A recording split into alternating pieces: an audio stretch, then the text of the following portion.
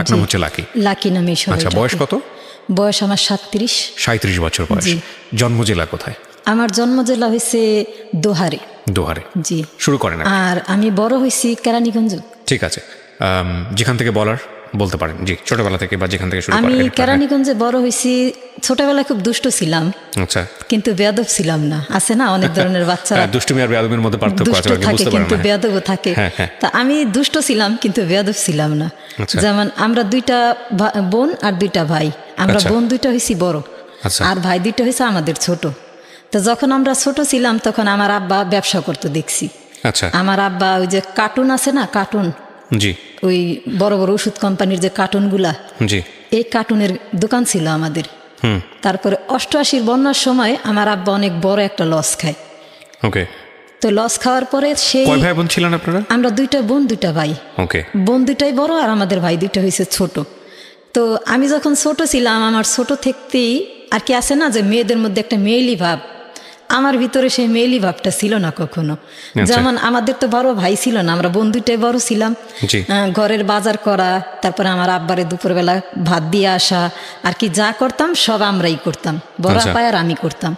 তো বড় আপার বয়স যখন 10 বছর হয়ে গেল, 10-11 বছর হয়ে গেল, সে এগুলা থেকে বিরত হয়ে গেল। সে আর এখন বাজারও করে না, আব্বুরে ভাত দিতেও যায় না, কিন্তু আমার আব্বারে তো ভাত দিতেই হইব। তো ওই 88 বন্যার পর থেকে আমার আব্বার যখন ব্যবসাটা লস হয়ে গেল, লস হয়ে যাওয়ার পরে আমাদের অবস্থা খুবই খারাপ হয়ে গেল। তখন আমার আব্বা অসুস্থ থাকতো বেশি। আচ্ছা। কেন অসুস্থ থাকতো অতটা বোঝার মতো বয়স ছিল না, কারণ 88 বন্যার সময় আমার বয়স উর্ধে গেলে 3.5 থেকে 4 বছর। ওকে। তো আব্বা যখন অসুস্থ থাকতো এইভাবে আমাদের সংসারটা খুব কষ্টেই চলতেছিল তখন। তো প্রায় সময় আমার আব্বারও প্রশ্ন করতাম, তুমি এত অসুস্থ থাকো কেন? তা আমার আব্বা বলতো কি, যে যেই মানুষরে নাকি আল্লাহ বেশি ভালোবাসে তারই নাকি আল্লাহ বেশি অসুখ বিসুখ দেয়। তো ভাবতাম যে সত্যিই হইতে পারে এটা, তাহলে কি তোমার আল্লাহ বেশি ভালোবাসে? তা আমার আব্বু বলতো মনে হয়। তো এরকম করতে করতে মনে করেন আমাদের তখন আর ব্যবসা বাণিজ্য করার মতো আমার আব্বার কাছেও তত টাকা নেই, পুঁজিও নাই। তো এক সময় আব্বা কি করলো, এই চেষ্টা করলো যে যেমন ধরেন ফল ফ্রুট বিক্রি করা, এটা সেটা করা, হইতো না। কিন্তু আমাদের সংসারে যেই টাকা আয় ছিল তার চেয়ে বেশি ব্যয় ছিল। তো হইতো না, এমন করতে করতে আর আব্বু তো অসুস্থ থাকতোই, সবসময় অসুস্থতা তার লাইগেই থাকতো। পরে এক সময় রিক্সার গ্যারেজে কাজ করতো আমার আব্বা। ওকে। রিক্সার গ্যারেজে কাজ করতো। তো ওই রিক্সার গ্যারেজে কাজ করতো, তো উনুনে ঠিক মতো খাওয়া দাওয়া করতো না, সে ঠিক মতো ঘুমাইতো না। এখন বুঝি আর কি, বড় হয়েছে তো এখন বুঝি, আগে বুঝতাম না এগুলা। তার নিজের প্রতি সে কখনোই যত্নশীল ছিল না। এই যত্নশীল না থাকার কারণে সে নানান ধরনের অসুখে ভুগতে ভুগতে এক সময়, আমার বয়স যখন 10 বছর, তখনও আমার দাঁত পড়ে, তখন আমার আব্বা মারা গেল। ওকে।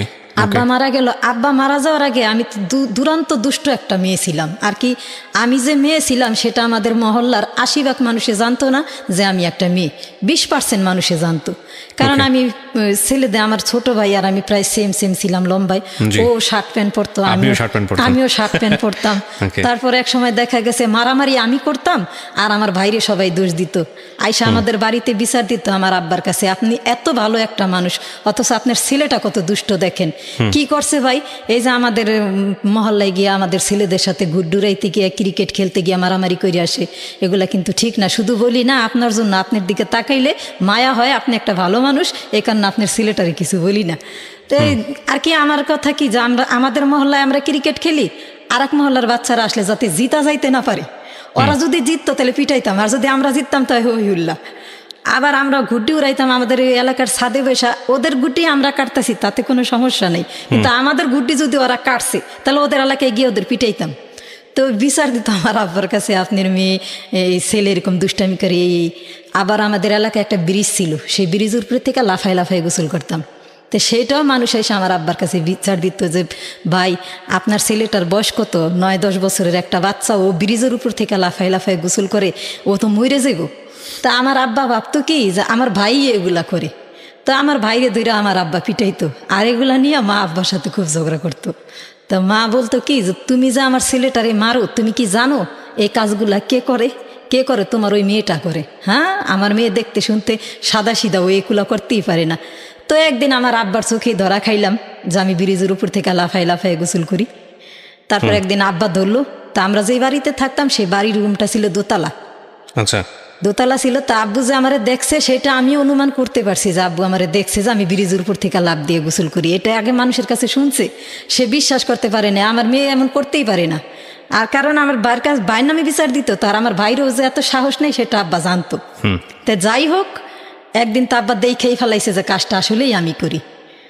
তো এখন আব্বু এতদিন যত বিচার পাইছে আব্বা একদম হয়ে গেছে যে এই বিচারগুলো আসলে আমার ছোট ভাইয়ের নামে আসে না, আসতো আমার নামে। এই যে উমুকের গুড্ডি কাইটা দিছে দেখা মায়ের দিছে, ক্রিকেট খেলতে গিয়ে মায়ের দিছে, খালি গোসল করতে গিয়ে উমুকের চুবাইছে, আর কি যত প্রকার বিচার আছে এগুলো আসলে আমার ছোট ভাইয়ের নামে আসতো না, যা আসতো সব আমার নামে। তারপরে ওই ধীরে ধীরে মনে করেন যখন আমার বয়স 9 বছর, তখন একদিন আমার আব্বা খুব বুঝাইলো আমারে, তুমি এগুলা কইরো না, এগুলা করা ভালো না, অকারণে মানুষের গাছের একটা পাতা ছিল নাকি আল্লাহর কাছে হিসাব দিতে হয়।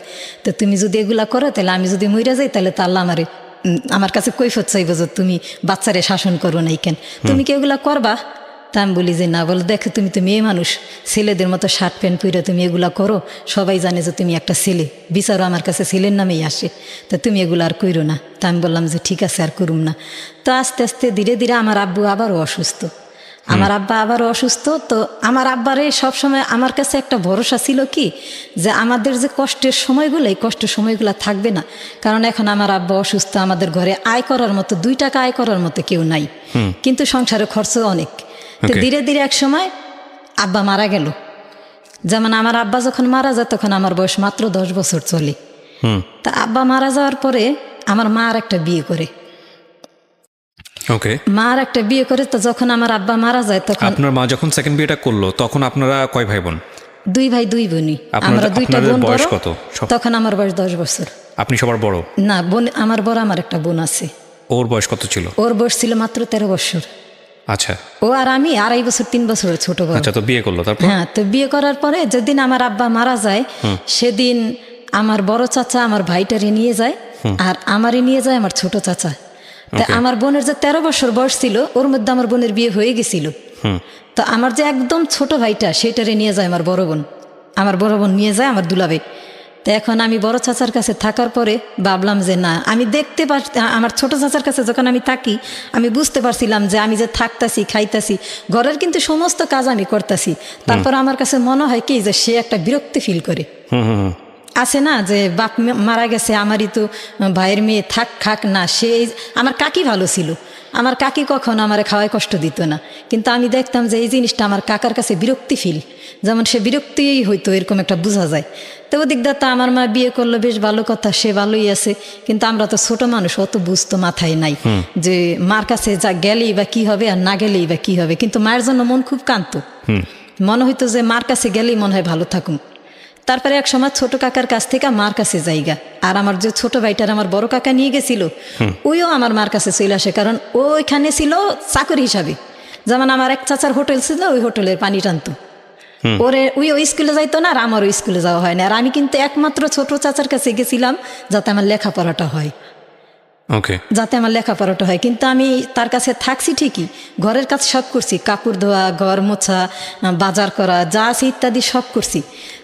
তার কাছে আমি 4 মাস ছিলাম, আমার একজোড়া জুতা ছিল না, সে 4 মাসেও আমার একজোড়া জুতা কিনা দেয়নি।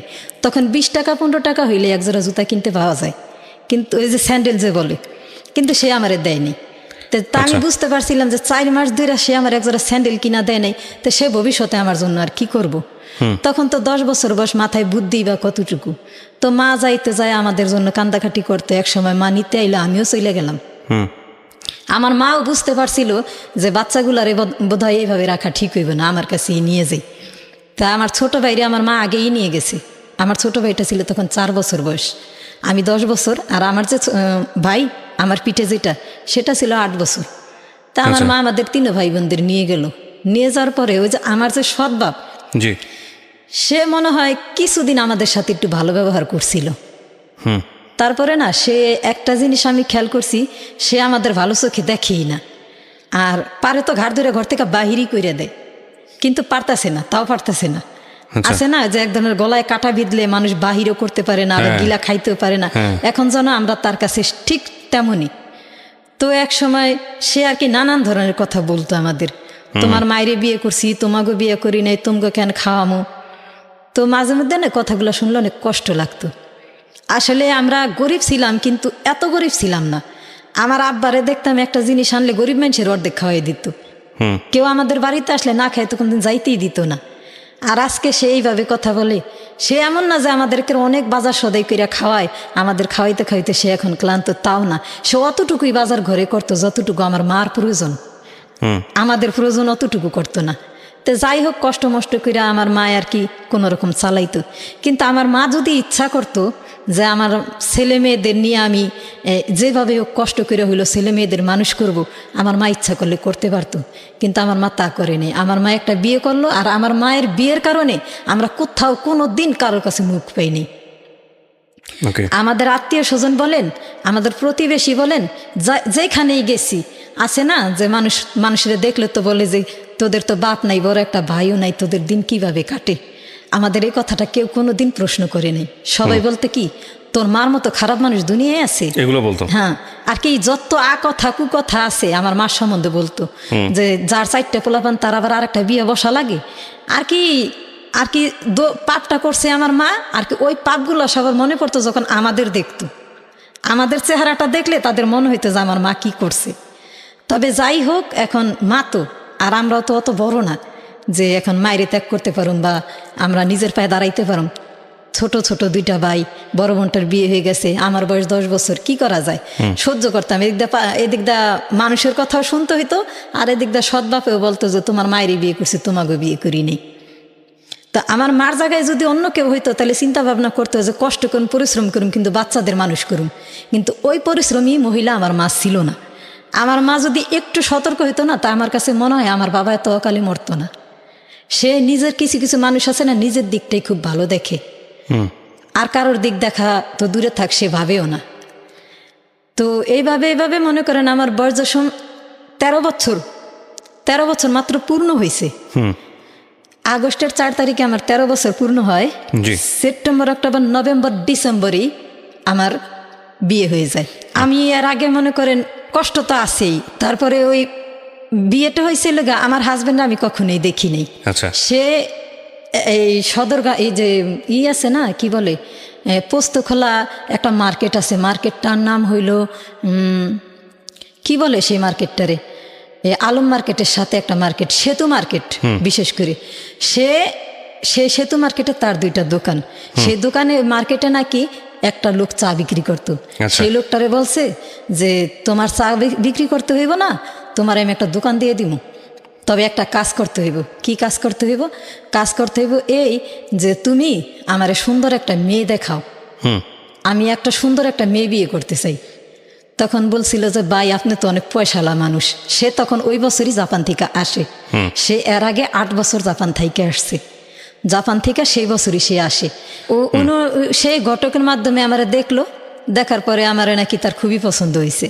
পছন্দ হওয়ার পরে এখন সে ওই ঘটকের মাধ্যমেই আমার যখন যেদিন দেখতে যায় সেদিন আমার সৎ বাবা ঘরে ছিল না, ছিল আমার মা আর ছিল আমাদের প্রতিবেশী 2-4 জন মহিলা। তা তারা বলতেছে যে দেখতে আসলে তার বিয়ে হয় না, তুমি এক কাজ করো, দেখতে আসতে চাই দেখাও, তোমার মেয়েটারে যখন দেখতে চাই তুমি দেখাও, সমস্যা নেই। তো সে দেখছে, দেখা তার পছন্দ হয়েছে। পছন্দ হওয়ার পরে সে ঘটকরে বলে যে মেয়েটা কিন্তু আমার পছন্দ হয়েছে।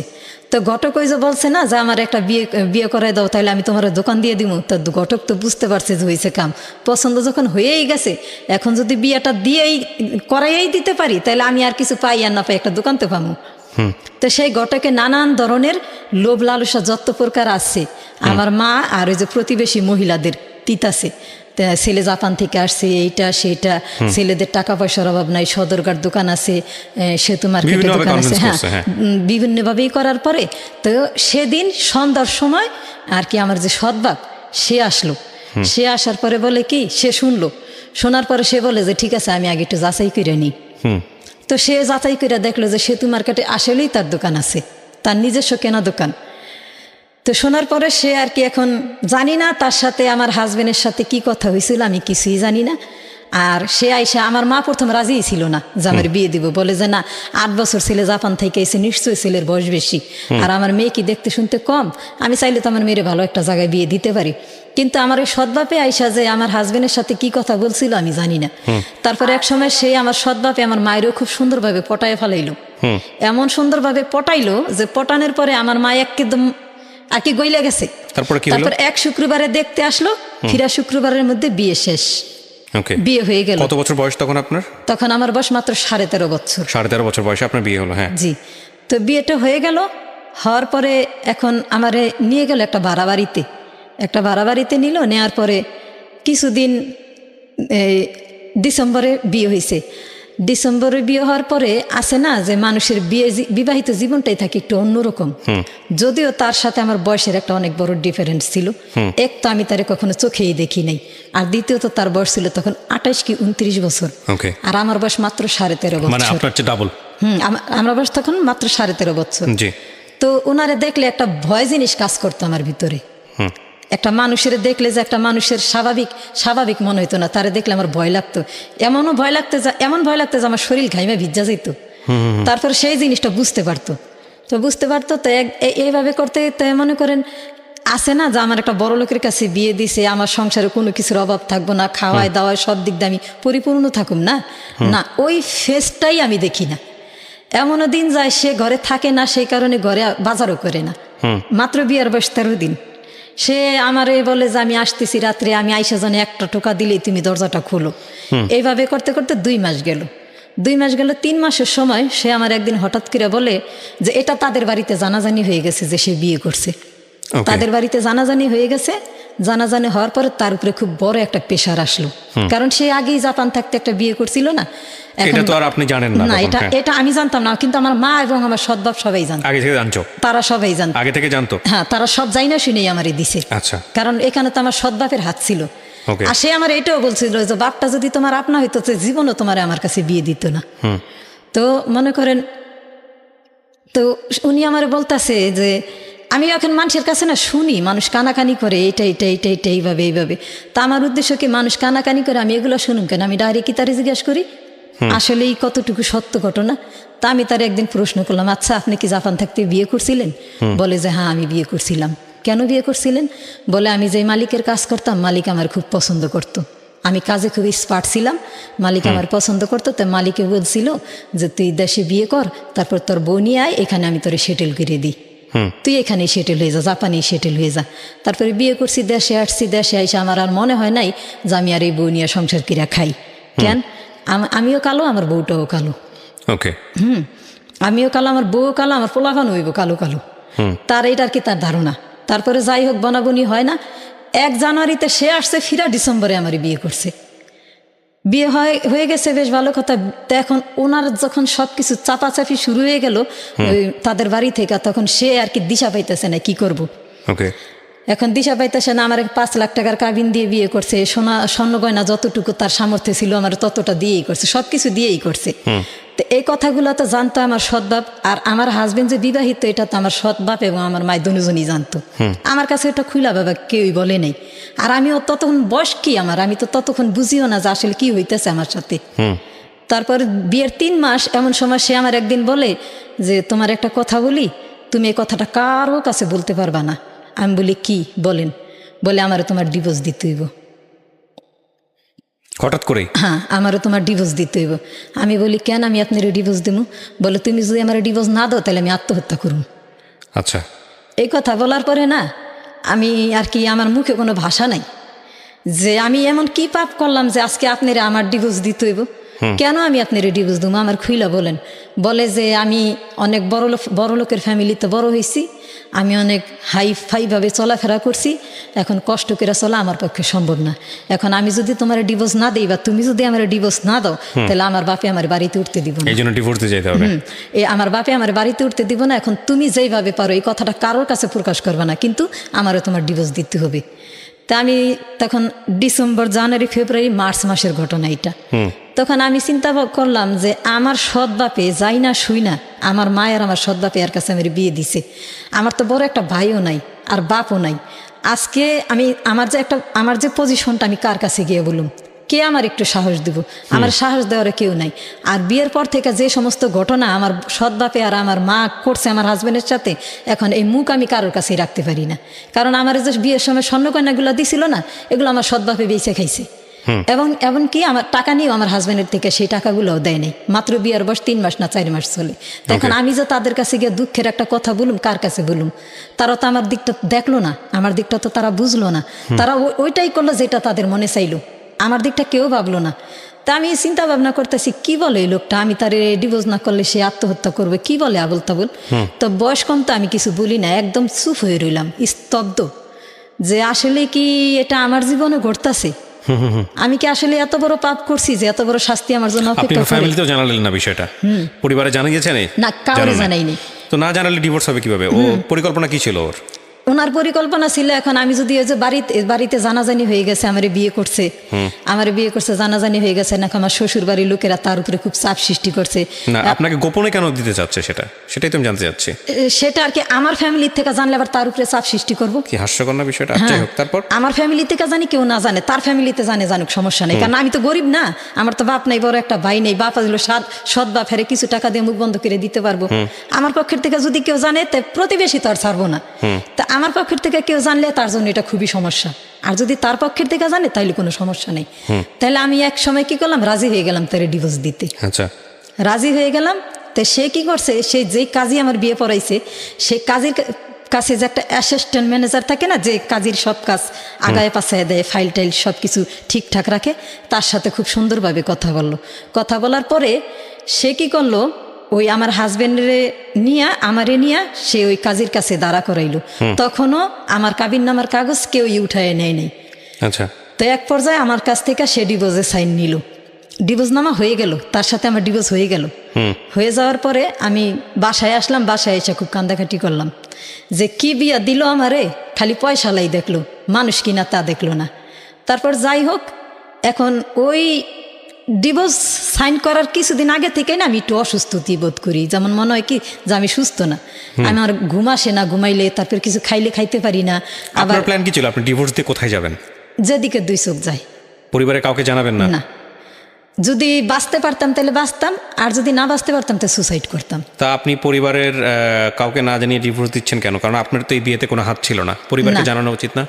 না, তাদের কি জানামু? আমার বিয়ে হয়েছে তার কিছুদিন পরে আমার হাজবেন্ড যে স্বর্ণগয়নাগুলা দিছে, এগুলা নিয়েও আমার সৎবাপে বিক্রি করে খাইছে। আমার সৎবাপে আর আমার মা মিলাই। কয়দিন পরে ডিভোর্সের কথা হচ্ছে? 3 থেকে 4 মাস। আল্লাহ। তো যাই হোক, এখন আমার মা বাপের কাছে গিয়ে এবার দুঃখ বইলা কি লাভ? তারা যদি আমার দুঃখটা বুঝতো, তাহলে আমার বিয়ের পর দেয় আমার স্বর্ণের জিনিসগুলো বেচা তারা খাইতো না, আমার হাজবেন্ডের কাছ থেকে টাকা হাওলাত করে নিয়ে তারা খাইতো না। এখন তারা অন্যায় করছে, আমার হাজবেন্ড আমার ঘরে বাজারও দেয় না, আর 100 টাকা দিয়েও বলে না যে তুমি কিছু আই না খাইও। এমনও দিন গেছে, আমি একটা মেয়ে মানুষ, আমি একটা নতুন বউ, অথচ আমার ঘরে বাজার নাই, আমি দিনের পর দিন না খাই থাকি। তো এইভাবে মানুষের দিন কাটে। তা আমি ভাবলাম যে আমার তো কোনো দিকই নাই, কোনো কুলি নাই, বিয়া দেয়া দিছে, বিয়া নামের একটা কলঙ্ক মাথায়, তার মধ্যে আবার এরা করছে আমার সাথে এই অবিচার, এখন আবার স্বামীও করতেছে আর এক অবিচার। তা আমি যে জানাবো, কারে জানাবো?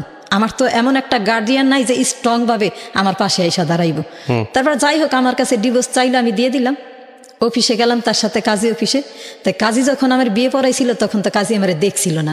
যখন আমার কাজী দেখলো, যেদিন আমি ডিভোর্স নামায় সাইন করি, সেদিন আমার কাজী দেখা কাজীর মাথা যেন আসমান ভেঙে পড়ছে। বলে, এত সুন্দর একটা মেয়ে, তুমি এই মেয়েটারে বিয়েও করলা, আবার তুমি এই মেয়েটার সাথে এডিও করতেছো, এটা কিন্তু ঠিক না। বলে যে কাবিন নামায় সাইন করতে, এই ডিভোর্স নামায় সাইন করতেছো, সমস্যা নাই, আমি ওরা ফালাই দিব না। তো যে আমি তো এর আগের থেকে অসুস্থ, খাওয়া দাওয়া তেমন একটা করতে পারি না, কেমন জানি ভাল লাগে না, আমার কাছে এতটুকু মনে হয় যে আমি সুস্থ না। তারপর যাই হোক, তারে আমি ডিভোর্স নামায় সাইন দিয়ে দিলাম, নিয়ে এটা আমার শ্বশুর বাড়ি মানুষের খুব দেখাইলো, দেখায় সে ওইখানে নিরাপদ হইল যে আমার সাথে তার এখন কোনো সম্পর্ক নাই, আমি নির্দাবিতে তারে ডিভোর্স দিয়ে দিছি। তো এইভাবে আরও 3 মাস পার হয়ে গেল, আমি ওই আমার ঘরেই আসি, সেও আসে যায়, সব সম্পর্কই তার সাথে আমার চলতেছে। তো এক সময় আমাদের বাড়ি এলি যে, আমি তার কাছে ব্যাপারটা খুইলা বললাম, বলার পরে সে বলে যে এটা কোনো ডিভোর্স হইল? এটা কেমন ডিভোর্স? তোমার কাছ থেকে ডিভোর্স নামে সাইনও নিল, তুমি সাইনও দিলা, আবার সম্পর্ক সে স্বামী স্ত্রীর মতোই আগের মতোই বজায় আছে। সে যদি 3 মাস তোমার কাছ থেকে বিরত থাকতো, তাইলে হয়তো এটা ডিভোর্স গণ্য হইতো। এটা কিসের ডিভোর্স, কিসের তালাকনামা? তুমি কিছু না বলতে পারো, সমস্যা নয়, তুমি আমারে বলো, আমি তোমার পক্ষে প্রতিবাদ করুম। তা আমি বললাম যে না, প্রতিবাদ করে কোনো লাভ নেই, আমি দেখি শেষ করে গিয়ে দাঁড়াই। তারপরে সে আমার ব্যাপারটা বুঝতে পেরে সে নিজেও খুব দুঃখ প্রকাশ করলো। তারপরে আমি তারে বলছি যে খালাম্মা, আজকে যদি আমার নিজের বাপ জীবিত থাকতো হয়তো বা এই দিনগুলো আমার দেখতে হইতো না। ট্রু। আমি কারো দোষী না, আমার ভাগ্যের লিখন এটা। আমি যদি মনে করি যে আমি বাঁচতে পারুম, বাঁচার মতো একটা রাস্তা আমার আছে, তাহলে বাঁচুম। আর যদি না বাঁচতে পারি তাহলে আমার আর একটা রাস্তা আছে না, সুসাইড তো করতে পারুম। তখন সে আমার বলে যে না, তুমি সুসাইড করবা কেন, অন্যায় তোমার সাথে হয়েছে, তুমি তো করো নাই। তারপর যাই হোক 3 মাস আমি আরও অসুস্থ, ওই ডিভোর্সের আগ থেকেই যে আমি অসুস্থ।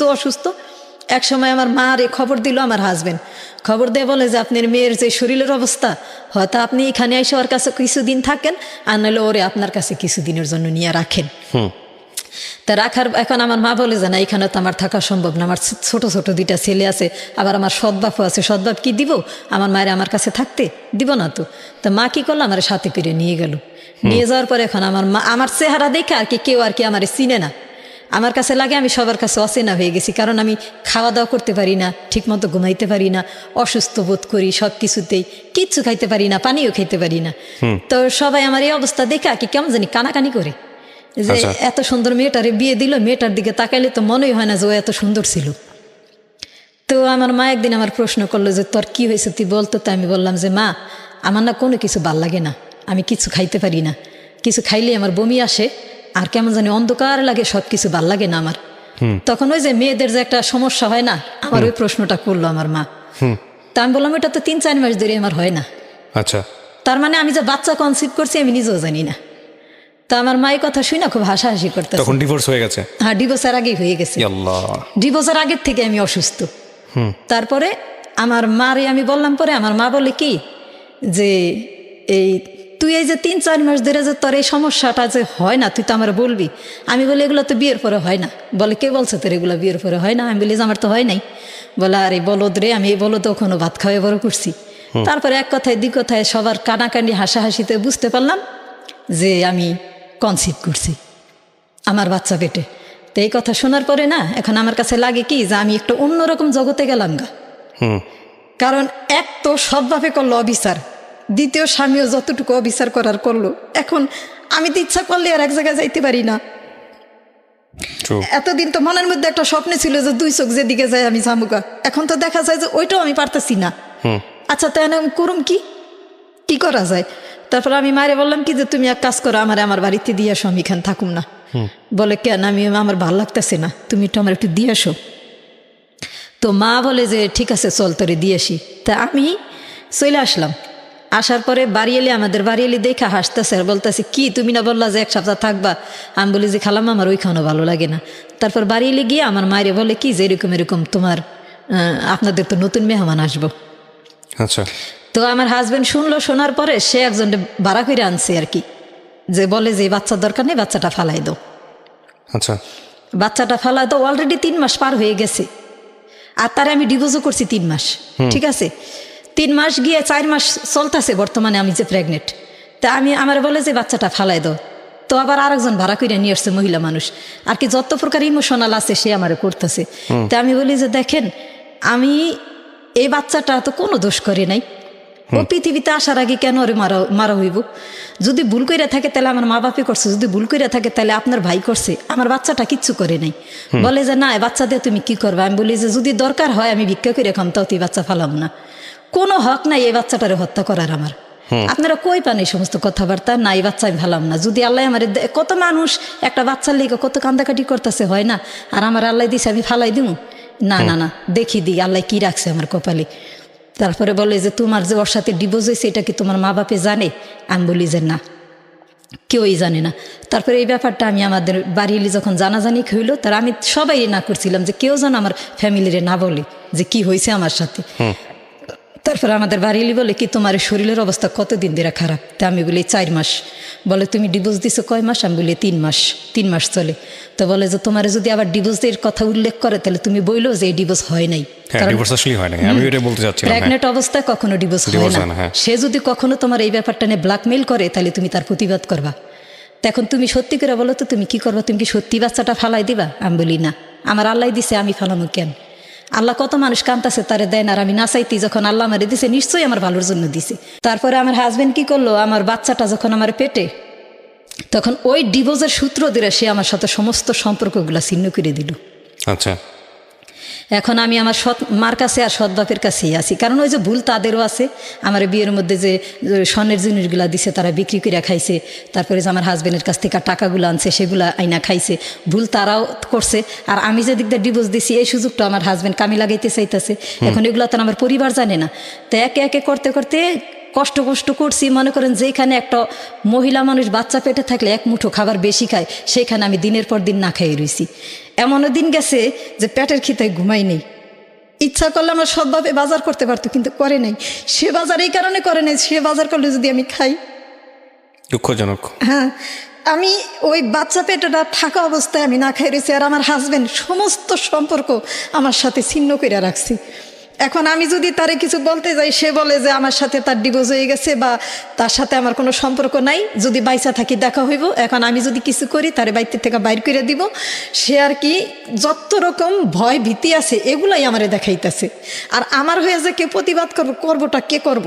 আর আমার সদ্বাপ এগুলা দেখে খুব মজা পেইতাছে। আমি একজন প্রেগনেন্ট মহিলা, আমারে ফালাই থেকে রাইখা গেছে আমার হাজবেন্ড। আমি এখন ঠিক মতো 2 মুঠো খাইতেও পাইতেছি না। হ্যাঁ, তাই আমার এটা তার জন্য খুব ভালো। সে দেখতেছে, এটা খুব এনজয় করতেছে। সে ঘরে বাজার করে না, বাজার করলে যদি আমি খাই। এমন দিন গেছে মানুষে আমার খাবার দিছে, আমি সেই খাবারগুলোও খাইছি। খিদায় মনে হইতো কি যে আমার যদি কেউ দুগা পানি ভাতও দেয় তবুও মনে আমি খুব খুশিতে খাইতাম। একটা মানুষ কতক্ষণ না খাইয়া থাকতে পারে, কিন্তু আমি দিনের পর দিন না খেয়ে রয়েছি। তারপর যাই হোক, আমার বাচ্চাটা হয়েছে। বাচ্চাটা হওয়ার আগে ডাক্তাররা বলে যে আপনি যে একা একা চেক আপ করতে আসেন, আপনার সাথে কেউ আসে না। ওই যে স্বাস্থ্যকেন্দ্র আছে না, 10 টাকা দিলেই চেক আপ করা যায়। আমি তার ভালো একটা ডাক্তার দেখাইতে পারি নাই। খাবারের টাকা নেই যার কাছে, সে ডাক্তার দেখাই কিভাবে? তো 10 টাকা দিয়া স্বাস্থ্যকেন্দ্রে গিয়ে না শুধু ওই একটু ডাক্তার দেখালে তারা কি করতো, আমার প্রেশারটা কতটুকু আছে, আমার ওজন কতটুকু আছে, শুধু এতটুকুই দেখতো। দেখে দেখে আমার এক সময় বলে কি যে আপনি শুধু একা একা আসেন কেন, আপনার সাথে কেউ আসে না? আমি বলি যে আমার কেউ নাই। বলে আপনার হাজবেন্ড কি করে? আমি বলি যে কিছুই করে না, আমি জানি না সে কি করে। আপনি কার কাছে থাকেন? মায়ের কাছে থাকি। আপনি একা আইসেন না, আপনার একটা ফ্যামিলি নিয়ে আসেন না, আপনার ফ্যামিলির সাথে একটু গুরুত্বপূর্ণ কথা আছে। তারপরে একদিন ডাক্তার দেখে যে আমি কেউ নিয়ে যাই না, প্রতি মাসে একবার যাই, 10 টাকা দা চেক আপ করাই। পরে ডাক্তার কি করলো, সে আমার নিজেই বললো যে আপনার কিন্তু ডেলিভারি নর্মাল কখনোই সম্ভব না। আমি বলি কেন? বলে আপনি খুব কমজোর, আপনার লো প্রেশার, শরীরে রক্ত শূন্যতা আছে, আর আপনার বয়স কম, আর বাচ্চা হইলো পেটে বেশি বড় হয়ে গেছে। এই ডেলিভারি কোনোদিনই নর্মাল সম্ভব না, সিজার করতে হবে। হ্যাঁ, সিজার করতে হবে। তখন আমি না রাস্তা বইরা হাঁটি আর কান্দি যে আমি না খেয়ে থাকতে গেছি ক্লান্ত হয়ে, তা আমার পেটে বাচ্চা তো বড় হয় কিভাবে? হয়তো এটা আল্লাহর হুকুম, কিন্তু আমার তো সিজার তো দূরে থাক, আমি তো 10 টাকা দাম আমার একটা ট্যাবলেট আইনা দেওয়ার একটা মানুষ নেই। তা আমি প্রতিদিন শুধু আল্লাহরে ডাকতাম, দোয়া ইউজ করতাম। এক সময় না আল্লাহর কি হুকুম, আমার বাচ্চাটা নর্মাল ডেলিভারি হইল। আলহামদুলিল্লাহ। হ্যাঁ, ডেলিভারি হওয়ার পরে আমার হাজব্যান্ডে ফোন দেওয়া হইল, সে আসে না। এমন করতে করতে 2 মাস গেছে, 3 মাস গেছে। আমার সাথে লেনা দেনা না করো, সমস্যা কি নেই। হলো আপনার, ছেলে না মেয়ে? মেয়ে, আমার বড় ছেলে হইল। প্রথমে ছেলে হলো? জি, আমার 2টাই ছেলে। তো আমার ছেলেটা হওয়ার পরে সে আসে না, কোনো যোগাযোগ রাখে না। এখন আমরা তো ভাড়াইটা বাড়িতে থাকি না, মানুষ অনেক কানাকানি করে কি বলে যে মেয়েটাও দেখতে শুনতে ভালোই, মাশাআল্লাহ চাঁদের মতো একটা বাচ্চা আল্লাহ দিছে। তো বাপ কিভাবে পারে তার নিজের বাচ্চাটার এইভাবে দেখতে না? আইসা তোমার হাজবেন্ড আসলে কই আছে বলো তো? এমনও মানুষ আছে, কেউ কেউ আমার চরিত্র নিয়ে কথা বলে, কেউ কেউ বলে যে বাচ্চার নাকি বাপই নেই। আচ্ছা, হ্যাঁ, যখন এই কথাগুলো কানে আসলো না, তখন আর সহ্য হইল না যে আজকে দোষ করছে আমার মা বাপে, শাস্তি দিছো আমারে। বাচ্চার কি দোষ? বাচ্চাটার কি দোষ? আজকে আমার এত সুন্দর নিষ্পাপ একটা বাচ্চা, মানুষ চরিত্র নিয়ে কথা উঠায়। আসলে তো আমার বাচ্চাটারও চরিত্র খারাপ না, আমারও খারাপ না, আমার বাচ্চার ভাগ্য এত খারাপ না যত খারাপ আমি মনে করি। তারপরে তারে আমি যেইভাবে হোক তারে আমি ধরলাম, ধরে বলছি যে দেখো, আমি চাই না তোমার এই নিয়ে আমি মামলা মোকদ্দমা কোনো বিচার সালিশিতে দাঁড়াই। তুমি আসো, আইসা আমার বাচ্চাটারে শুধু দেখো, আর কিছু লাগবে না। তারপরে সে আসলো, আইসা বাচ্চাটারে দেখলো। দেখার পরে সে বলে যে মাশাল্লাহ, আমার পুরা গোষ্ঠী তো সবাই কালো, কিন্তু আমার বাচ্চাটা দেখো মাশাল্লাহ কত সুন্দর, চাঁদের মতো। আমার বাচ্চাটারে দেখলে কেউ বলবে এটা আমার বাচ্চা? তারপরে এখন আসা যাওয়া করে। তো এক সময় আমি তারে বললাম যে তুমি আসা যাওয়া করো, এখানে তো তুমি কিছু খরচ দাও, তার চেয়ে বলে আসো আমরা একটা ঘরই নিই, এখানে আর থাকুম না। কারণ আমার সৎ বাপ সবার কাছে বলে মাইয়া পালি, নাতি পালি, এগুলা বলে। হ্যাঁ, এতদিন মাইয়া ফালছে, এখন নাতিও পালি। তা তুমি এক কাজ করো, তুমি একটা ঘর নাও, আমরা একটা ঘর নিই, আমরা ঘর নিয়ে এখান থেকে আলাদা হয়ে যাই, আল্লাহ যা খাওয়াই তাই খামো। তো সে তো কোনো কাজকর্ম কখনোই করতো না, তার ওই জুয়া খেলার নেশা, সে জাপান থাকতেই ছিল, এখনও সে জুয়াই খেলে, এখনও সে নেশাই করে। তো মানুষ আছে না, পরিবর্তন হইতে কতক্ষণ লাগে। তা আমার একটা আশা ছিল সে একদিন পরিবর্তন হবে। সে জুয়া খেলে নেশা করে, তারপরে কিছুদিন পরে আমার আর একটা ছেলে হইলো, আমার 2 বছর, সেই 2 বছর পর ওনার ঘরেই? জি, আমার 2টা ছেলে এখন বর্তমানে। তো আমার ছেলে 2টা হইলো, তা আমি ভাবতাম যে সে একদিন ভালো হয়ে যাবে। মানুষ ভালো হইতে কয়দিন লাগে। তো তারে না অনেক বুঝাইতাম, দেখো আমাদের কিসের দুঃখ, তুমি কাজ না করো সমস্যা নেই, তোমার বাপে যেইভাবে সংসার করছো, বাপের কাছ থেকে আনো, মার কাছ থেকে আনো, বোনের কাছ থেকে আনো, সবার কাছ থেকে আনো, কিন্তু আইনা তো তুমি সংসারে ভাঙো না, সব টাকা জুয়াই উড়াই দিয়ে আসো। এই যে তুমি এত টাকা পয়সা কামাইয়া নিয়ে বাংলাদেশে আসছো, কি করছো? সব টাকা জুয়ায় ফিনিশ করছো। তার চেয়ে বলে একটা কাজ করি, তুমি এই জুয়া ছাইরা দাও, আর আমিও কিছু করি, তুমিও কিছু করো। ওই আগে যে সে বিবাহ করছিল, সেই সংসারটা আমার শ্বশুরেই টানে, কারণ সে বলছিল আমার শাশুড়ির আপন বোনের মেয়ে। আচ্ছা। তো তারে তো তারা হাতে ধরে আনছে, এখন তাদের দেখশন তো তারাই করব। এখন আমারও তো সে পছন্দ করে বিয়ে করছে, এখন আমার দেখশন তো আর তারা করব না। তারপরেও মনে করেন বলতো কি যে আর কি জুয়া যে কোনো মুহূর্তে হোক, যেভাবেই হোক, তার টাকা চাই আর তার জুয়া খেলতেই হইব।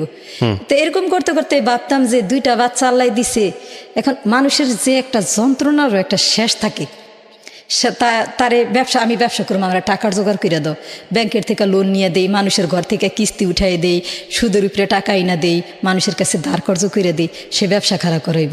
এমন কি করে, সে ব্যবসা তো খাড়া করাই না, দিন বেরো ঘুমায়, রাত বেরো জুয়া খেলে। এদিক দা বাড়িওয়ালারে ভাড়া দিতে পারি না, বাড়িওয়ালা অপমান করে। সুদখোর কাছ থেকে টাকা আনছি, তাগো টাকা দিতে পারি না, তারাও অপমান করে। মানুষের কাছ থেকে ধার কর্জ করে টাকা আনছি, দিতে পারি না, তারাও অপমান করে। আর কি যখন তোমার ছিল তখন তুমি জুয়া খেলছো, নেশা করছো, যা খুশি তা করছো, এখন তো আমাকে কিচ্ছু নাই। বলেন। এখন তো আমাদের কিচ্ছু নেই, এখন তো থামো। মানুষ এক সময় ভালো হয় না। আমি তো দেখছি আমার জীবনে যে মানুষ চুরি করে খাইছে, ডাকাতি করেছে খাইছে, এখন তারা হাজি সাহেব, তারা এখন ভালো হয়ে গেছে, নিজের পায়ে দাঁড়াইছে, হজ করে আসছে, এখন তারা হাজি সাহেব। তুমি তো চোরও না, ডাকাতো না, তুমি নেশা করো, জুয়া খেলো, ছাইরা দাও না। মানুষ ইচ্ছা করলে কিনা পারে, নিজের সন্তানের জন্য, স্ত্রী সন্তানের জন্য মানুষ কিনা করে, তুমি একটু চেষ্টা করো না। তা আমি এইভাবে বুঝাইতে বুঝাইতে তারে আমার জীবনের 15টা বছর পার হয়ে গেছে। এমন কোনো বুঝ নাই আমি তারে না বুঝাইছি, আর এমন কোনো চেষ্টা নাই আমি না করছি। কিন্তু না, আগে যখন নিজের টাকা ছিল তা তো বরবাদ করছে, এখন সে সুদি কইরা টাকাই না জুয়া খেলে, সুদি কইরা টাকাই না নেশা খায়। এখন মানুষ রাত পাইলে আল্লাহর নাম মুখে নেয়, আর আমি উঠটা রাত পাইলে দরজা খুলে দেখি পাওনাদার দুয়ারে খাড়া। আর কি যত প্রকার অপমান অপদস্থ আছে সব আমার উপরে। আচ্ছা। তারপর এক সময় সিদ্ধান্ত নিলাম যে না, এইভাবে তো আর চলে না। একজন স্ত্রী হিসাবে অপমান অপদস্থ, শ্বশুর বাড়ির মানুষের অপমান অপদস্থ, শ্বশুর বাড়ির মানুষের ধারণা যে হের পোলার যত টাকা পয়সা ছিল ওগুলো সব আমার পিছে ব্যয় করছে, আসলে তো কিছুই না। তারাও জানে যে তার ছেলের চরিত্র খারাপ আছে, তার ছেলের জুয়া খেলা, নেশা করা, মিথ্যা কথা বলা, এমনকি তার মেয়েলি গঠিত সমস্যাও আছে। মানুষের চরিত্র একদিক দিয়ে তো ভালো থাকে, তার কোনো দিক দিয়ে ভালো ছিল না। তারপরে সংসার করে কেন খাইছি জানেন? আমার বাপ নাই, বড় একটা ভাই নাই, আজকে আমার বাচ্চা 2টা ছোট ছোট, রাইখা যাবো কে দেখবো, আর নিয়ে যাবো তো কই নিয়ে যাবো এই ছোট ছোট 2টা বাচ্চা নিয়ে। তাই ভাবতাম কি যে আল্লাহ দিন যাওক রাইত পোক, কোনো একটা দিন তো আসবো যে আমার দিকে আল্লাহ মুখ তুইলা তাকাইব। তো এগুলো ভাবতে ভাবতে দেখি যে না, এখন এতদিন মানুষ আমারও অপমান করছে, এখন আমার বাচ্চাদের অপমান করে। এই তোর বাপে তো খারাপ করে, তোর বাপে বেটা জুয়া খেলে, নেশা করে, মানুষের তো টাকা হলাত করে টাকা দেয় না, জায়গায় জায়গায় গাঞ্জা খায়, ওইখান থেকে রিপোর্ট আসে। হ্যাঁ, কি করবো, কি বলুম, আমাদের এলাকায় ব্যান মারা যে যদি কেউ নেশা খায় এবং বিক্রি করে তারে ডাইরেক্ট মাইরে ফেলাইবা। সেই জায়গায় গিয়ে সে গাঞ্জা খায়া আবার জিজ্ঞাসা করলে মানুষ কে আপনি, বলে আমি উমুকের হাসবেন। তারপর সন্দেহ হইতে নাইতে বিচারায় পড়ছে বাড়িতে। এখন হয়তো নিয়ে তারে পিটাইবা, নয়তো জরিমানা দাও। তারপর আমি না, দেখো তোমার নিয়ে আমি 15 বছর সংসার করে আমার মান সম্মান ইজ্জত সব গেছে, তোমার কাছে এখন এমন একটা পজিশনে তুমি আইছো যে জুয়া খেলার যে নেশা করে তার কাছে ঘরের স্ত্রী সন্তানের মান সম্মানের ইজ্জতেরও কোনো নাই, কোনো বিউ নাই। বাচ্চা 2টা নিয়ে আলাদা হইলাম, যে এতদিন তো আমি দেখছি এখানে আর নিয়ে সংসার করতে গেলে বাচ্চা 2টার লেখাপড়া হইতেছে না। আমি কি সুদি দিমু নাকি ঋণ পরিশোধ করুম, না বাচ্চাদের লেখাপড়া করুম, না সংসার করুম, কি করুম, করতে তৈবে কিছু একটা। তারপর কইলাম যে ভাই, তোর রাস্তায় তুই থাক আর আমার রাস্তায় আমি। ঘরের ফার্নিচার টার্নিচার শুদ্ধা বেচ্চা নেশা খাইছে, জুয়া খেলছে, কিচ্ছু নাই আর। তারপর বাচ্চা 2টার আলাদা হইয়া বাচ্চা 2টারে নিয়ে আমি পাশের বাড়িতে একটা রুম নিলাম। পাশের বাড়িতে একটা রুম নিয়ে তারপরে গিয়ে একটা ক্লিনিকে চাকরিতে লাগলাম। ক্লিনিকে চাকরিতে লাগার পরে দেখি যে যেই টাকা তারা আমার বেতন দেয়, এই টাকা বেতন দিয়া ঘর ভাড়া সংসার খরচ এবং বাচ্চাদের লেখাপড়া হইতাছে না, হইব না, সম্ভব না। আচ্ছা, তারা আমার বেতন ধরছে 6,000 টাকা, অথচ আমার বাসা ভাড়াই 3,500 টাকা। বড় ছেলেটা এক স্কুলে পড়ে, ছোট ছেলেটা আর এক স্কুলে পড়ে। তারপরে আবার এই খাওয়া খরচ আছে না, বাচ্চাদের টিফিন খরচ আছে না, হয় না। আমি যত দিক দিয়ে এগুলাইতে চেষ্টা করতেছি, পারতাছি না। তার মধ্যে হাজবেন্ডের কিছু ঋণ তো কান্দে আছেই। তারপরে চিন্তা ভাবনা করলাম যে এমন কি করা যায়, যা করলে আমার বাচ্চা দুইটারে আমি অন্তত লেখাপড়া করাইতে পারুম, মানুষ করতে পারুম। তারপরে সিদ্ধান্ত নিতে নিতে প্রতিদিনই আল্লাহরে ডাকি, আল্লাহ একটা তো রাস্তা দেখাও, কিছু তো একটা রাস্তা আমার জন্য আছে যে আমি অন্তত বাচ্চা দুইটারে মানুষ করতে পারুম। তারপর হঠাৎ করে একদিন সিদ্ধান্ত নিলাম যে আমি বিদেশ যাইগা। ওকে, থাকুন কত না। সালের দিকে এটা? এটা 2014 সালে। 14 সালের দিকে, হ্যাঁ। তারপর 2014 সালে সিদ্ধান্ত নিলাম যে আমি এখানে আর থাকুমি না, তো আমি বিদেশ বাচ্চারা কার যাবো। কাছে থাকবে তখন? তখন বাচ্চাদের রেখে গেলাম মায়ের কাছে আর আমার ছোট ভাইয়ের কাছে। ততদিনে আমার সৎ বাবা হার্ট অ্যাটাক করে মারা গেছে।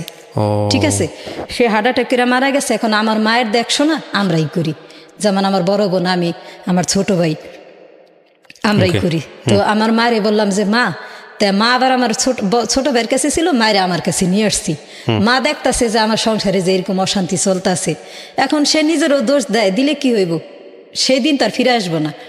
তো মায়েরে বললাম যে মা, এই চাকরি করে তো আমার সংসার চলবো না মা, এই চাকরি করে যদি আমি এখন সংসার চালাইতে যাই, আমার বাচ্চা দুইটা লেখাপড়া হইব না, কিছু তো একটা আমার করতে হইব, আমি কি করতে পারি?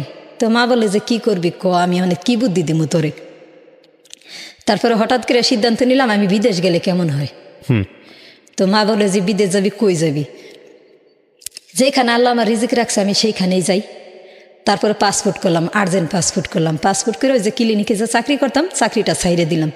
ছাইরে দিয়ে তারপর ট্রেনিং দিলাম, ট্রেনিং দিয়ে আমি 1 মাসের মধ্যে বিদেশে রওনা দিলাম। এই যে দালালের মাধ্যমে আমি গেছি, সে দালাল ছিল চিটাগাংয়ের। আচ্ছা, তারে আমি কখনো চোখে দেখি নাই। আর আরেকজন ছিল, সে ছিল নোয়াখালীর।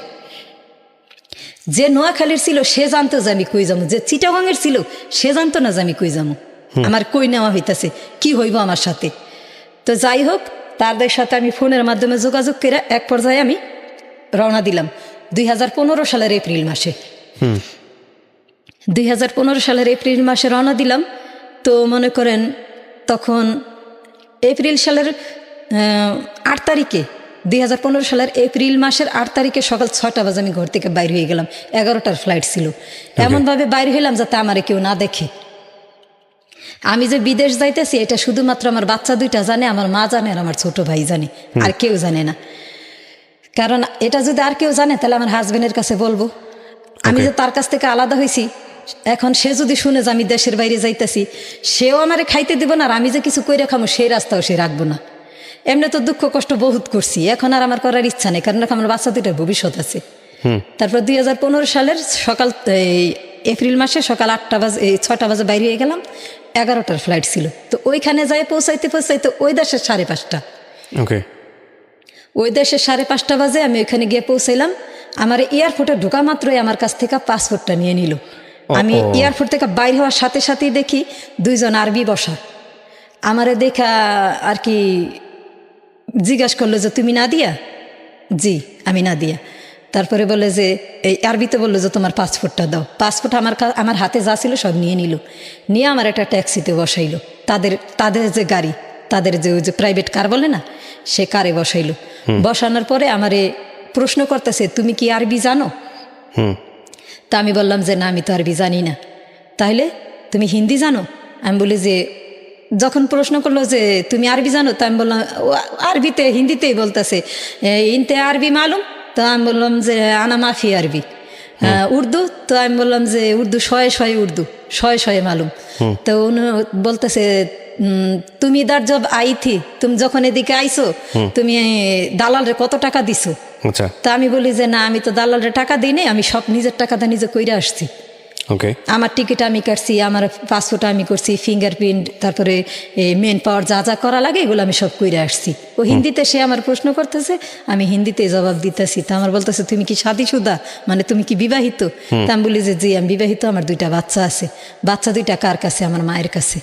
তো এখন আমি দেখতেছি যে সে যে রাস্তাটা যাইতাছে, এই রাস্তাগুলো না আমি কোনো যেমন আমি ইউটিউবে দেখছি এগুলা সেইগুলা না, যেমন আমি টিভিতে দেখছি, তখন তো ইউটিউব ছিল না, টিভিতে দেখতাম যে দুবাই শহর এত সুন্দর, স্পেন এত সুন্দর, এটা এত সুন্দর, কিন্তু ওই দেখার মধ্যে না এই দেখায় কোনো মিল নেই।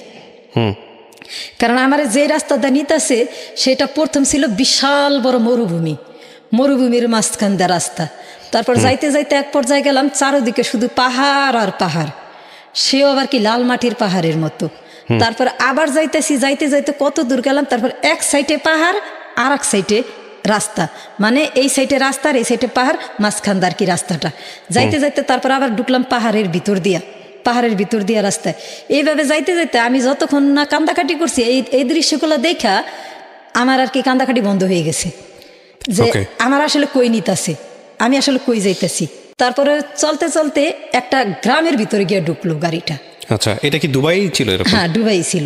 একটা গ্রামের ভিতরে ঢুকলো, গ্রামটা না অনেক বড়, অনেক বড়। ওদের গ্রাম কি আমাদের মতোই নাকি অন্যরকম? না, একটু অন্যরকম। আচ্ছা, যেমন আমাদের দেশের গ্রামে পাশাপাশি বাড়ি থাকে না, ওদের পাশাপাশি না, পাশাপাশি কোনো বাড়ি নাই। অনেক বড় গ্রামটা, শুধু খেজুর গাছ আছে গ্রামটার মধ্যে, আর বড় বড় নিম গাছ, মোটা মোটা, মনে হয় এক একটা নিম গাছের বয়স 200-250 বছর হইব আর কি, অনেক পুরানা। তো এরকম যাইতেই আছে, যাইতে আছে, শুধু ইউটার্ন নিতেই আছে গাড়িতে। ইউটার্ন নিতে নিতে নিতে নিতে নিতে নিতে মনে করেন আমার মনে হয় 2 ঘন্টা হইব, আমি শুধু এইভাবেই চললাম।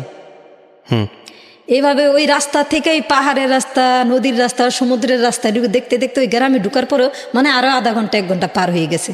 তারপরে এক সময় গিয়ে ঢুকলো একটা বিশাল বড় বাড়ি, বিশাল বড় বাড়ি। বাড়িটা চারোদিক দিয়ে বাউন্ডারি দেওয়া, আর বাউন্ডারির চারোদিক দিয়ে নিম গাছ।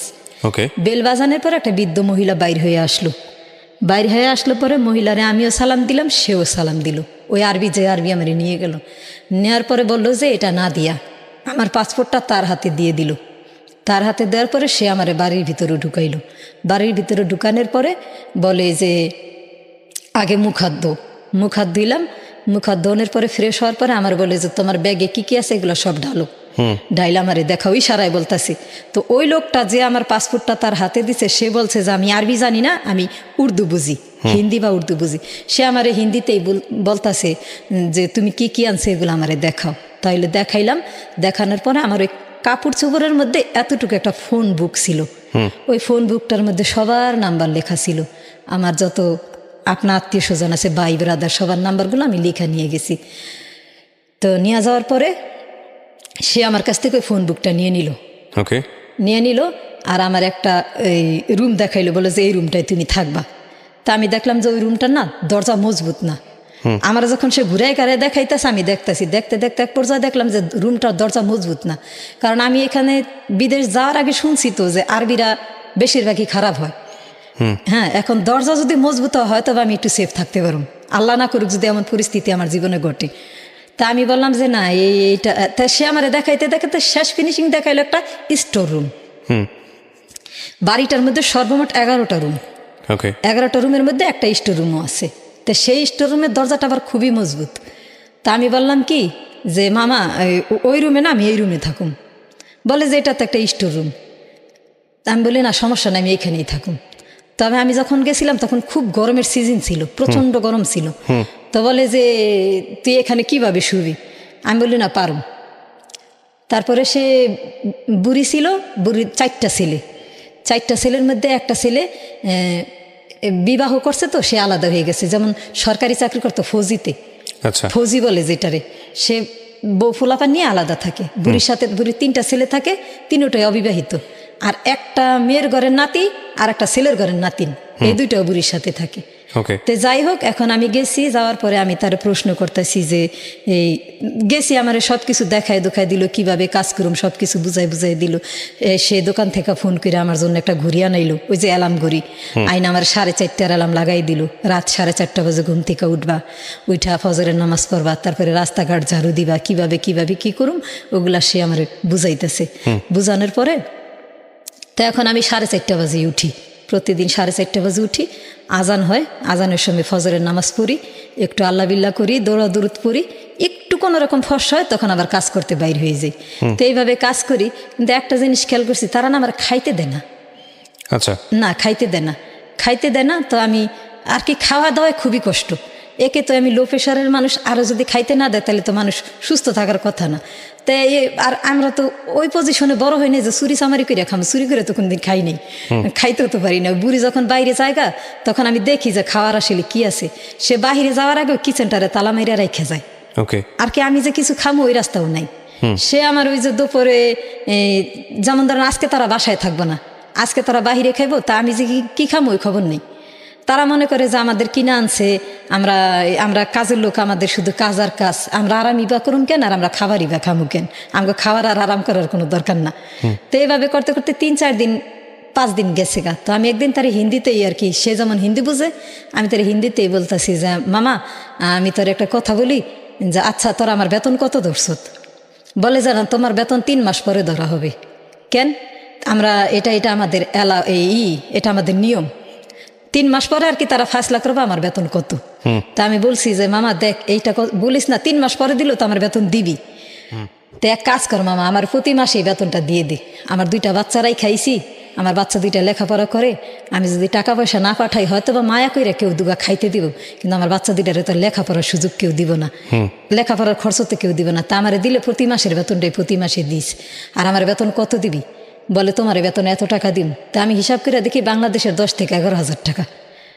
তা আমি বলি কি যে না, আমার তো দালালে বলছিল যে আমার বেতন হবে বাংলাদেশের 19 থেকে 20,000 টাকা। আমি তো সেই জন্যই তে আইসি, 10,000 টাকা 11,000 টাকা বেতনের জন্য কি আমি বিদেশ আসছি? তাহলে তো আমার বাংলাদেশেই ভালো ছিল। না আমি এই বেতনে কাজ করুম না। বলে তাহলে তুমি কি করবা? আমি তাহলে বাংলাদেশে চলে যাম। বলে না তুমি তো বাংলাদেশে যাইতে পারবা না।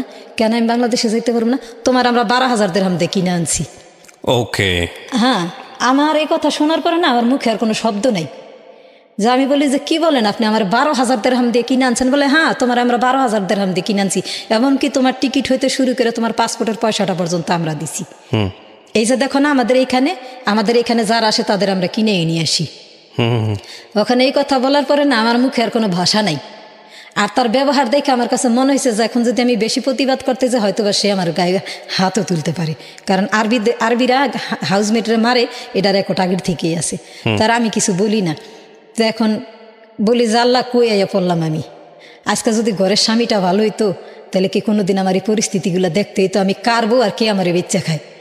এই নানান ধরনের চিন্তা ভাবনা করি যে না, কাইন্দা কাইটা ভাঙ্গা পড়লে চলবো না, আর বুদ্ধি খাটায় কাজ করতে হইব। কি করা যায়? তো প্রতিদিন ময়লা ফালাইতে যাই। ওই যে সকালবেলা 4:30 বাজে উঠা ঝাড়ু দিয়ে রাস্তা দিয়ে লোক যাইতে দেখি না, তো বলি কি ভাই একটু ফোনটা দিবেন, আমি একটু বাড়িতে কথা কমু। কেউ না আমার দেয় না। এই যে পত্রিকা দিতে আসে না, সেই ছেলেটা বাঙালি ছিল। আমি বলি কি ভাই তোর ফোনটা একটু দিবি? বলে কেন? আমি বলি দেখ আমি আইসি, আমার একটু কারোর সাথে যোগাযোগও করতে দেয় না, আমার একটা ফোনও দেয় না। আমি বাইসা আছি না মরে গেছে, আমার ফ্যামিলি এটা জানে না। আর যেই বাচ্চাগো দুঃখে আমি দেশ ছেড়ে বিদেশ এসেছি, আমার বাচ্চা 2টাই কেমন আছে তাও আমি জানি না। আমার একটু ফোন দে না ভাই, আমি একটু কথা বলি। বলে দেখেন এরা আরবি, এরা হচ্ছে ডেঞ্জারাস, এরা যদি দেখে আমি আপনার ফোন দিছি তা আমারও মারবো আপনারও মারবো, দরকার নেই আপনি ফোন চাইেন না আমার কাছে। তাহলে কি করা যায়? পরে না প্রতিদিন খালি আল্লাহর ডাকি, আল্লাহ একটা রাস্তা বাইর করে। না খায় কষ্ট মানুষ কতক্ষণ করতে পারে? ওই যে সকালে 2 পিস ব্রেড দেয় ওইটাই আমার খাবার। হ্যাঁ, আর তারা যদি রাত্রে দাওয়াত খাইতে যায় তো যখনই ঘর থেকে বাইর হয় তখনই আর কি লক করে বাইর হয়, বাইরে যেতে না যেতে পারেন। হ্যাঁ, আর লক করে বাইর হয় আর কি কিচেনটারে লক করে বাইর হয়। কিচেন যাতে ওই যে রান্নাঘরটা যাতে খোলা থাকলে আমি যদি কিছু খাই বা কিছু করি। বুঝি না, ওরা খাবার দিতে ওদের সমস্যা কি জানি না। তারা আমাদের কিনে আনছে, আমাদের খাবারের আর আরাম করার কোনো হক নেই। ও মাই গড। তারা ওইভাবেই রাখবো যেভাবে তাদের ইচ্ছা। তো এইভাবে করতে করতে মাসখানেক হয়ে গেছে। এখন আমার অবস্থা খুবই সিরিয়াস, আমি শারীরিক দিক দিয়ে খুব অসুস্থ হয়ে গেলাম। তারপর নিয়ে গেলাম আমার হাসপাতালে নিয়ে যাওয়ার পরে হাসপাতালে ডাক্তার দেখা বললো যে মেয়েটা খুব কমজোর, ওর একটু করেন, ওর একটু ভালো মন্দ খাওয়ান, ও সুস্থ হয়ে যাব। এমন করতে করতে তারা তাদের কাজই করে। পড়ালে এক সময় 2টা বাঙালি মেয়ে ময়লা ফালাইতে গিয়ে পরিচয় হয়েছে। তখন ওই মেয়েদের বললাম যে দেখ আমি এরকম কষ্টে আছি, আমার যদি পারো একটু সাহায্য কর। বলে কি সাহায্য করুন বল? আমার একটা ফোন দিই। তারপরে ওরা একটা চুরি করে ফোন দিল, ফোনটারে বন্ধ করে এনে ঘরে রাখলাম। ঘরে রাখার পরে সেই দালালের সেই আমার বাচ্চাদের ফোন দিলাম। ফোন দিয়ে বললাম যে বাবা আমি ডায়েরিতে একটা নাম্বার লিখে রাখছি, সেই নাম্বারটা আমারে দাও। সেই নাম্বারটা দিল যে চিটাগাংয়ের যে দালালের মাধ্যমে আমি গেছি, তারে বললাম যে ভাই এরকম এখানে আমার খাওয়াই কষ্ট, এখানে আমি কি করুম, আমি এখানে থাকতে পারুম না। আর তারা বলে আমার বেতন নাকি এত। আমি এই কম বেতনে এত কষ্ট করে আমার লাভ কি? বলে তো তুই কি করবি? আমি বলি যে আমি দেশে যামগা। বলে না, এরা তো তোরা 2 বছরের আগে ছাড়বো না। আমি তো আপনারা বলেন যে আমার টাকা দিয়ে আমি আইসি, অত এরা বলে যে আপনারা নাকি আমার বিক্রি করছেন। বলে যে দেখ, এটা তো আমি করি নাই, যে নোয়া খাইলা ছিল সে করছে, সে যে তার বিক্রি করছে এটা আমিও জানি না। তা আমি বলছি সত্য করে কোন তো ভাই, আপনি কত টাকা খাইছেন? বলে যে আমারে মাত্র 30,000 টাকা দিছে বাংলাদেশের। আচ্ছা, তারপরে আমি বললাম যে ভাই, অভিশাপ ছাড়া আপনি বলি আমার আর কিছুই আসে না। তখন আমি এখান থেকে কিভাবে বাইরম আমারে বলেন। বলে তুই কই আছো? তা আমি বলি যে এই জায়গাটার নাম লেখা আছে কালবা, এটা অনেক দূর। তারপরে বলে যে তখন তুই কি করবার চাস? আমি বাইর হয়ে আসি, আমারও যদি পারেন দেশে পাঠায় দেন, আর নাহলে পারলে আমার অন্য কোথাও রাখেন। পরেলা সে বলে কি তুই সার যাস। তারপর সকালবেলা 4:30 বাজে উঠলাম, উঠা এই নামাজ পইরা বাহির সাফ কইরা বাইরে গেলাম। বাইরে রাস্তা খুঁজে পাইতে আধা ঘন্টা সময় লাগলো। আধা ঘন্টা পরে একটা ট্যাক্সি দেখলাম যে যাইতেছে, ট্যাক্সিটারে হাত ইশারা দিলাম, পরে ট্যাক্সিটা এসে থামলো। থামার পরে ট্যাক্সিতে একদম সোজা শারজা চলে আসলাম। শারজা আইসা তারপরে এক বাঙালি আপারে ফোন দিতে বললো যে তুই আরে ফোন দে, ফোন দিলে তোরে সাহায্য করব। পরে এক আপারে ফোন দিলাম পরে সে আপা আমারে করলো কি, নিয়ে তার কাছে 12 দিন রাখলো। রাইখা একটা পাকিস্তানি ফ্যামিলিতে কাজে লাগাই দিল।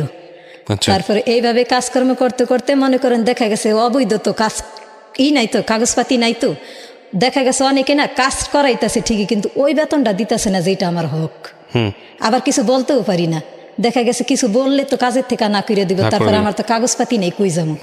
আমারও তার কেউ রাখবো না। সবাই কাজে রাখার আগেই জিজ্ঞেস করে তোমার কি কাগজপাতি আছে?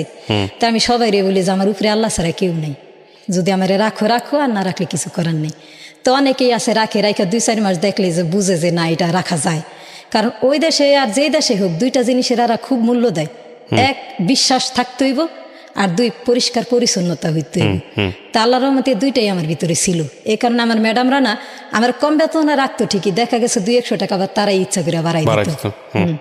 তারপরে এই তো 2018 সালে আল্লাহর রহমতে সরকারের সুযোগ দিল না, সুযোগ দিল পরে নিজেও কিছু টাকা জমাইছিলাম, দাঁড় কর্জ কিছু করছিলাম, সব কিছু কইরা তারপরে মিলাইছিলাম ম্যাডামের কাছ থেকেও কিছু হালত নিয়া, তারপরে এই যে পাসপোর্ট উঠাইলাম। পাসপোর্ট উঠাইয়া তারপরে এই যে আল্লাহর রহমতে এখন আমি লিগেল হয়ে গেলাম। তারপর লিগেল হওয়ার 2 বছর পরে এই যে দেশে আসলাম। এখন মানে আপনি লাস্ট টাইম কাজ করেছেন কোথায়? দুবাইতেই? আপনার ভাগ্য কোনো চেঞ্জ হয়েছে এতদিন যে কাজ করেন? আমি আলহামদুলিল্লাহ আগের চেয়ে ভালো আছি, অন্তত বাচ্চা 2টা লেখাপড়া তো করাইতে পারছি। মানে কিছু টাকা পয়সা রোজগার করতে পারছেন যেটা দিয়ে নিজের চলা যায়? আমার অত টাকা ক্যাশ টেবিল কিছুই নাই, তারপর আমি যতটুকু পারছি যে আমার বাচ্চাদের একটা ভালো পরিবেশে রাখতে চেষ্টা করছি। আপনার ছেলে 2টা এখন কোথায় আছে, কি করে ওরা? আমার মায়ের কাছে থাকে। বড় ছেলেটা বিএ অনার্সের 2nd ইয়ারে পড়ে, আর আমার ছোট ছেলেটা এবার এসএসসির প্রস্তুতি চলতেছে। আর জামাই? তার সাথে আমাদের কারোর কোনো সম্পর্ক নাই। ও কোথায় আছে, কিভাবে আছে জানেন? সে দেশে আছে, আমার শ্বশুর বাড়িতেই আছে। আপনার ছেলেরার কোনো অভিমান নাই বাবার প্রতি? আছে। আমার ছোট ছেলে তো জানেই না ওর বাবার ফোন নাম্বার কোনটা, আর বড় ছেলেটা মাঝে মধ্যে ফোন দেয়। মাঝে মধ্যে ফোন দিলে ছেলেদের আরো বলে তোর মায়ের বলে আমরা টাকা দিতে আমি ব্যবসা করুম। তা আমার ছেলে বলে যে 15 বছর ধরে, এই 6 বছর 7 বছর ধরে তোমার সাথে আমাদের কোনো লেনাদেনা নাই, কোনো সম্পর্ক নাই, তুমি ভাবো কেমনি যে আমার মায় তোমার টাকা দিব? আর আমার মায় টাকা কই পাইবে? দুর্ভাগ্যজনক। আমার মায় তো যা কাম করে তাই আমাকে কিছু খরচ করে। এই গল্পটা আপনি কেন বললেন আজকে? আপনি যে রেডিওতে বললেন লাখ লাখ মানুষের সামনে, অনেক মানুষ এই গল্পটা শুনবে, কেন বললেন? বলা শুধু একটাই কারণ, আজকে আমার হাজবেন্ড ভালো ছিল না, আজকে আমিও যদি মা হিসাবে ভালো না হইতাম, আপনি হিসাব করে দেখেন আমার বাচ্চা 2টার দুঃখের কোনো শেষ ছিল না। আমি তো ছোট থেকেই বড় হয়েছি কষ্ট করে, আমার বাচ্চা 2টা যেন আমার মতো কষ্ট করে বড় না হয়। আমার স্বামী নেশা করতো, জুয়া খেলতো, সব কিছু করতো, তারা অনেক বুঝাইছি কি হইতো যদি সে নেশাটা ছাইড়ে দিত, কি হইতো যদি সে একটু জুয়া না খেলতো। আজকে যদি সে জুয়া না খেলতো, সে নেশা না করতো, সে যদি একটা সুস্থ মস্তিষ্কের একটা মানুষ হইতো, তাহলে আমার কি কোনোদিন কেউ ডুবাই বিক্রি করে খাইতে পারতো? আজকে আমার বাচ্চারা 6 বছর, আমি আমার বাচ্চাকে চেহারা দেখি নাই। আমি 6 বছর পরে ফিরে আসছি বিদেশ থেকে দেশে আসছি, আমি এতটুকু রাইখা গেছি, আয়সা দেখি মাশাআল্লাহ বড় হয়ে গেছে। আপনার বাচ্চারা আপনাকে সম্মান করে? আলহামদুলিল্লাহ, যুগ হিসাবে আলহামদুলিল্লাহ। আমি মনে হয় আমি কিছু করতে না পারলো, আমার মনে হয় আমি বাচ্চা 2টা মানুষ। আপনি তো বিয়ে শাদী করতে পারতেন, বিয়ে শাদী করেন নাই কেন? না, আমি যদি এখন কেউ বিয়ে করতাম, আসছে এরকম প্রস্তাব আমার জীবনে আসছে, একটা আসে নাই, কয়েকটাই আসছে, যে বউ মরে গেছে গা, নিজের বাড়িঘর আছে, কলকারখানা সব আছে, সে বলতো যে তুমি আমার বিয়ে, আমি যদি তোমার বিয়ে করি কোনো সমস্যা নেই। আমি বিয়ে কেন করি নি জানেন? যেমন আমার সৎ বাপ আমার মায়েরে বলতো, আমাদের বলতো যে তোমার মায়েরে বিয়ে করছে, তোমাকে করিনি। এমন ঘটনা যেন আমার সন্তানের জীবনে না ঘটে। কেউ যেন আমার বাচ্চাদের উপর আঙ্গুল উঠায় না বলে যে তোমার মায়ের বিয়ে করছে তোমাকে করি নেই। আর আমি যদি বিয়ে করতাম তাহলে সে তো তার মতো করে আমার চালাইতো, তাহলে আমার বাচ্চা দুইটা কিভাবে মানুষ করতাম? আজকে বিয়ে অসাধারণ করি নাই একটা গল্প। বইলাই বাচ্চা দুইটা আমি আমার মতো করে মানুষ করতে পারছি। কি অসাধারণ একটা গল্প। দেখেন, আমি সবসময় একটা কথা বলি যে আমাদের সমাজের চারপাশেই আমাদের আসলে না ওই ঋষি মুনি মহৎ খোঁজার জন্য অনেক দূরে যাওয়ার দরকার নাই। আপনার পাশের বাড়ির মানুষটাই এরকম একটা মানুষ হতে পারে যে আসলে ঋষি তুল্য, যাকে আসলে সেভাবে রেসপেক্ট করা যায়, যাকে আসলে সেই সম্মানের আসনে বসা যায়। একজন স্বামী যদি স্বামীর জায়গায় থাকতো তাহলে আমার জীবনে এত বড় ঘটনা কোনো দিনই করতো না। একটা জিনিস বলি, কি নাম বললেন আপনার? নাদিয়া। নাদিয়া, একটা জিনিস বলি আমি আপনাকে, সেটা হলো যে আপনি যেটা বলছেন সেটা সঠিক। আপনার হাজব্যান্ড যদি এরকম ভালো হতো তাহলে হয়তো আপনার জীবনটা অন্যরকম হতো। কিন্তু আমি আপনাকে দেখতে চাই যে এত সমস্যা থাকার পরেও আপনি কতটা সৎ থেকেছেন আপনার বাচ্চাদের প্রতি, নিজের প্রতি। এটা কয়জন মানুষ পারে? হ্যাঁ, আল্লাহ তো সবাইকে সব এই যোগ্যতাগুলো কিন্তু দেন না। সৎ থাকার কারণ কি জানেন?